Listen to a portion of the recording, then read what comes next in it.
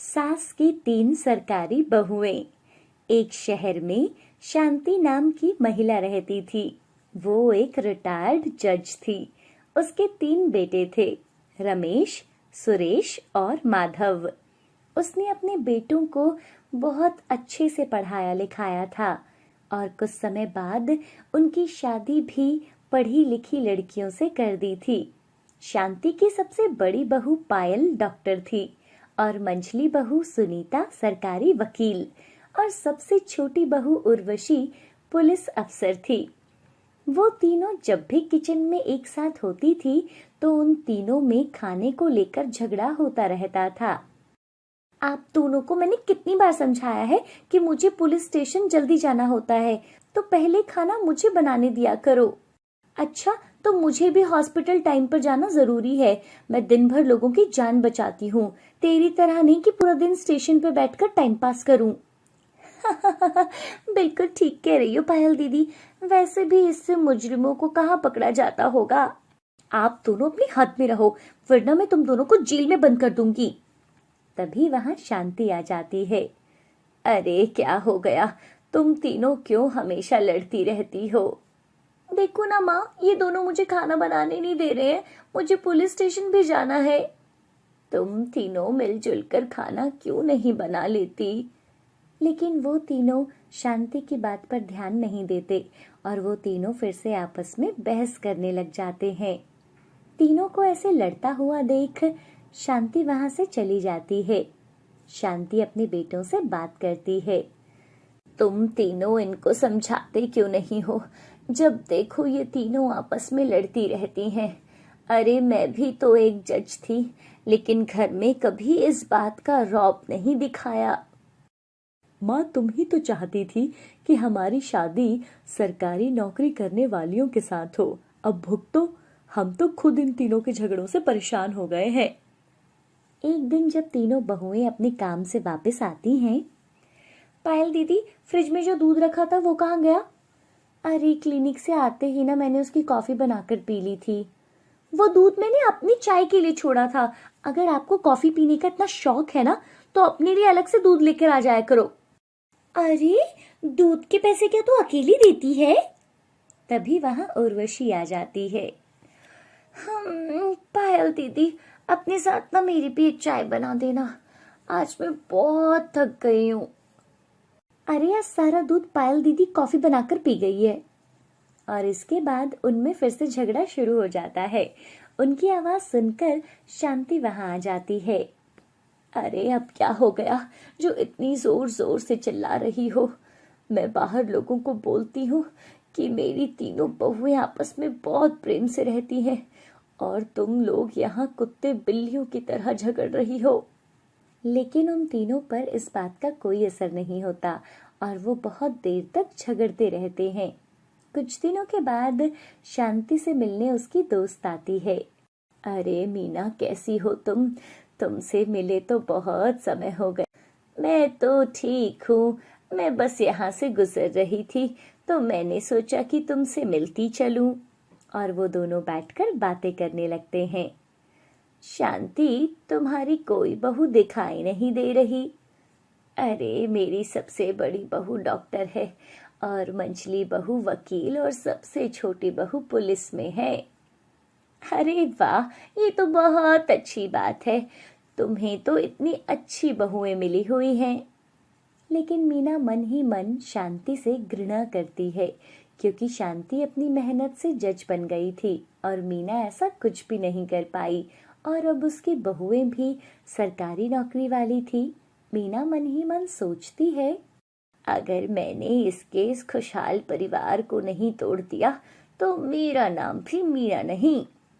अब मीना रोज बहुओं के जाने के बाद शांति से मिलने आया करती थी और शांति को उसकी बहुओं के खिलाफ भड़काने की कोशिश करती रहती और बातों ही बातों में उन तीनों के खराब व्यवहार के बारे में उसे पता चल जाता है।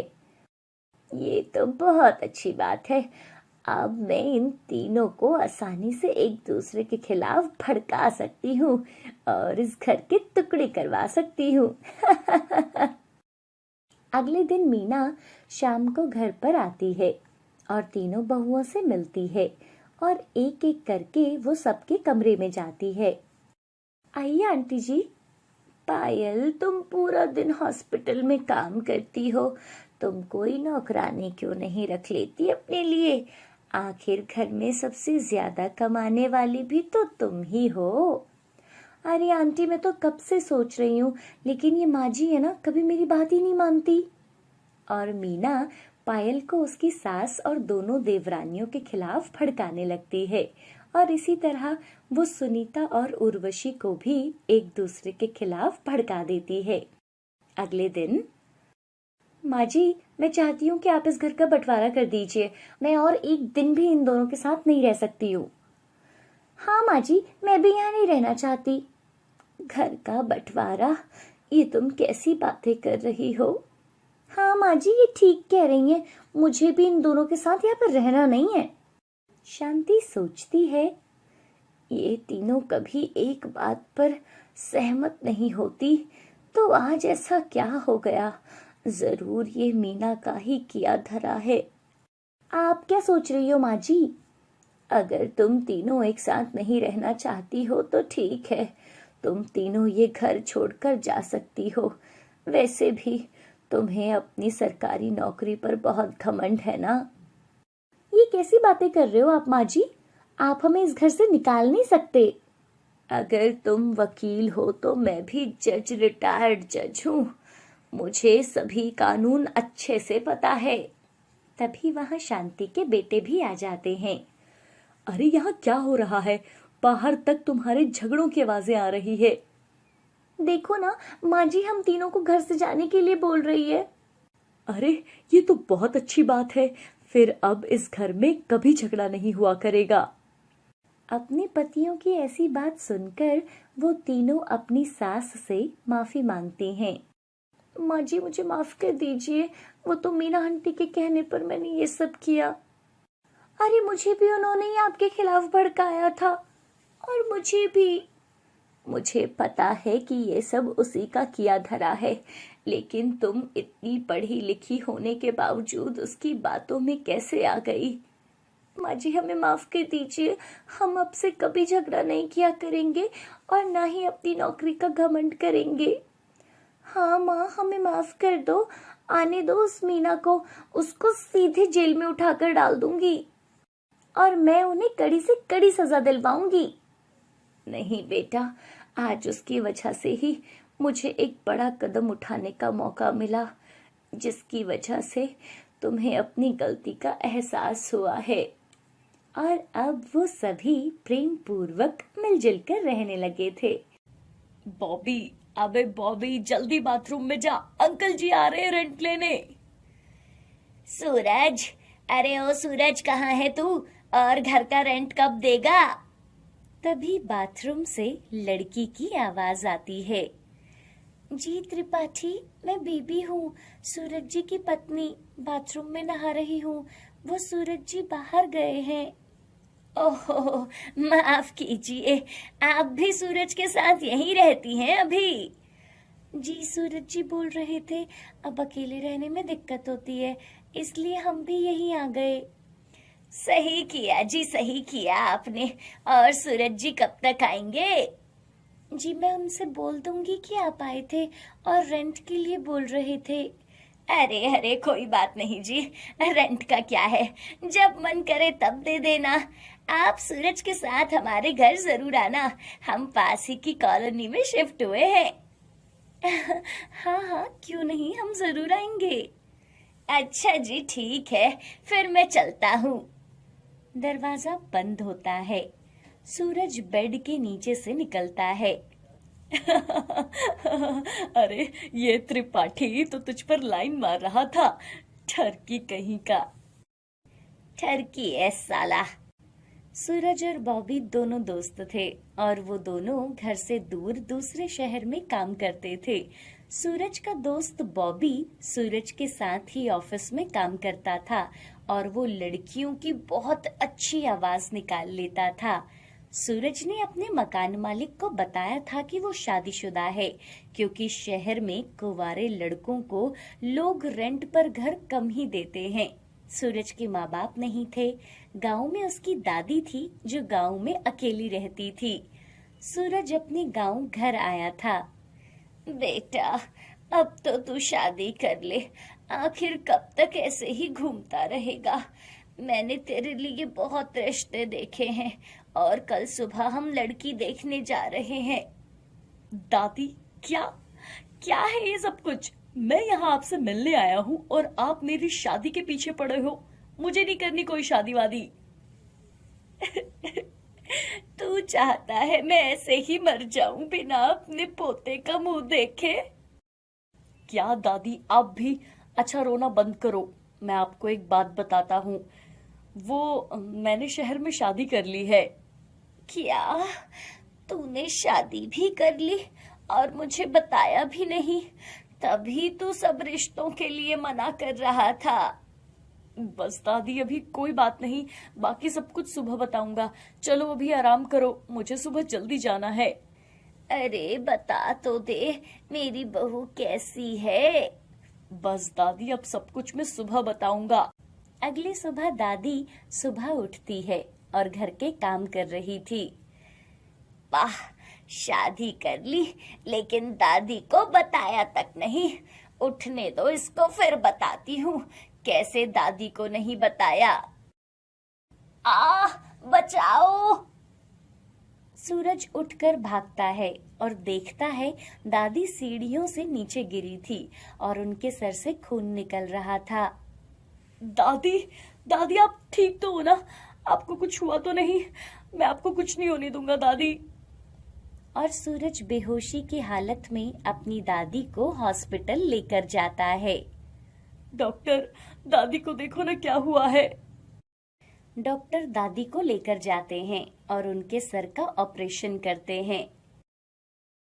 देखिए, इनके सर पर गहरी चोट आई है। इनको टेंशन ना दें, जितना हो सके बस इन्हें खुश रखें। अगले दिन दादी को होश आता है और सूरज उन्हें अपने घर ले जाता है। दादी, मुझे माफ कर दो।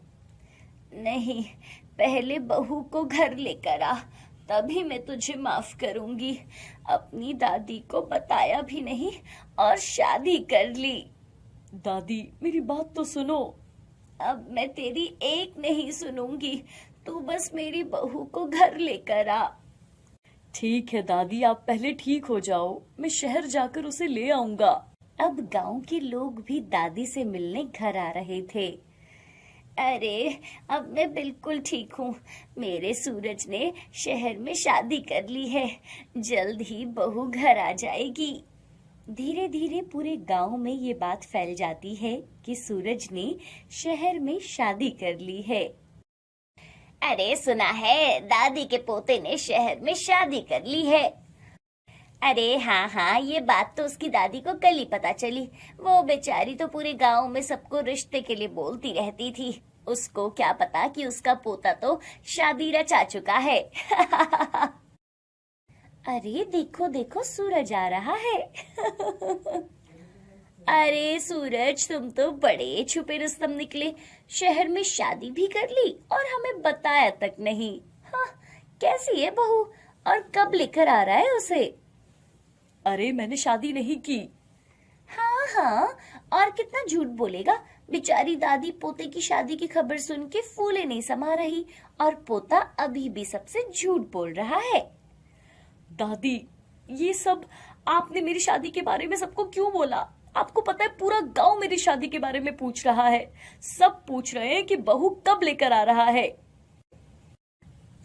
मुझे माफ कर दे बेटा, तेरी शादी की बात सुनकर मैं जैसे खुशी से पागल हो गई थी, इसलिए सबको बोल दिया कि मेरी बहू आने वाली है।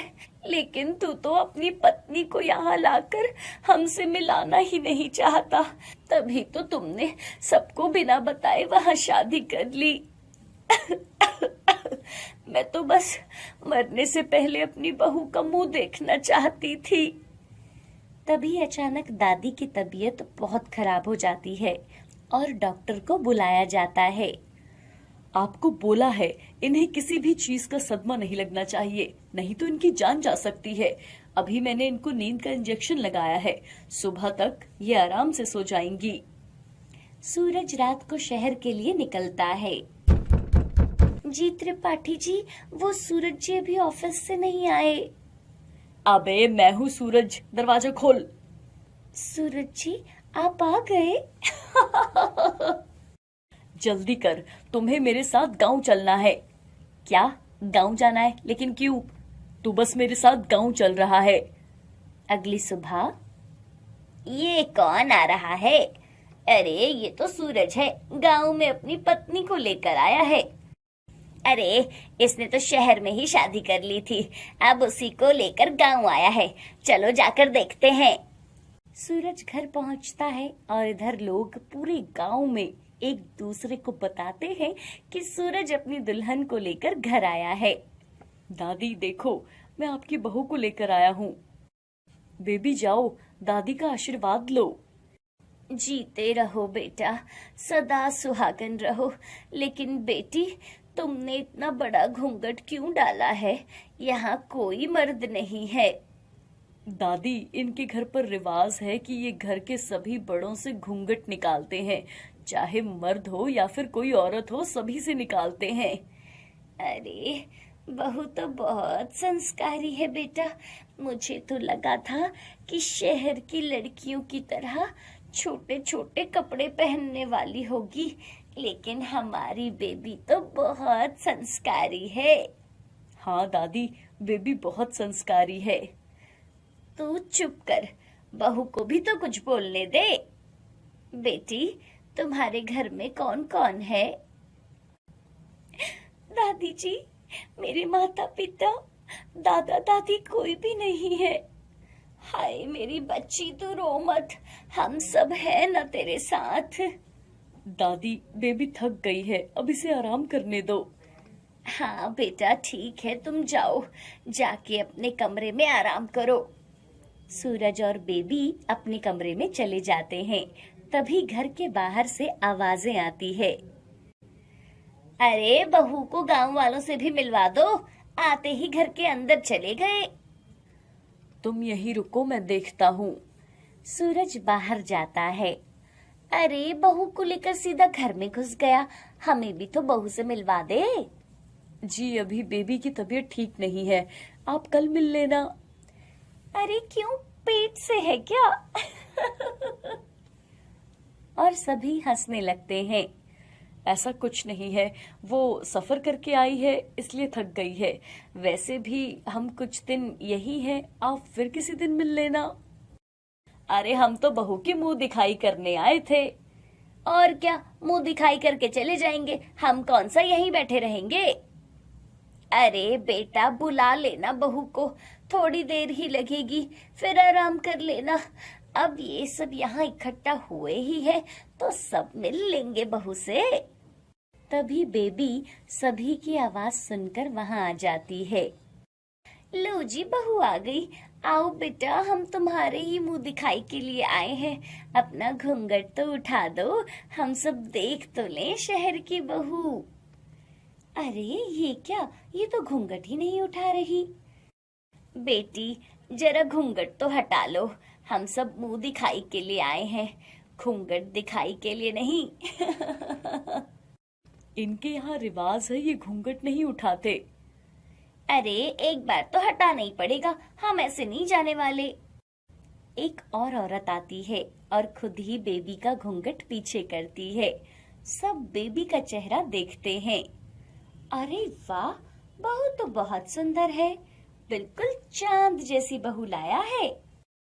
और सभी लोग उसे मुंह दिखाई देते हैं। दादी बहुत खुश होती है और वो सब अपने अपने घर चले जाते हैं। सूरज और बेबी भी अपने कमरे में चले जाते हैं। अरे तूने इतना मेकअप कहाँ से लगा लिया? अरे वो तेरे जाने के बाद मेरी गर्लफ्रेंड रूम में आई थी और उसका मेकअप मेरे पास ही रह गया था, तो मैंने अपने मुंह पर फटाफट मेकअप कर लिया। अभी भी बहुत सुंदर लग रहा है। लगता है तुम्हारी नीयत कहीं खराब तो नहीं हो रही। तभी दादी जी आवाज लगाती हैं। बेटा सूरज, ये दूध मैंने गर्म किया है, इसे ले लो। हाँ दादी, अभी आता हूँ।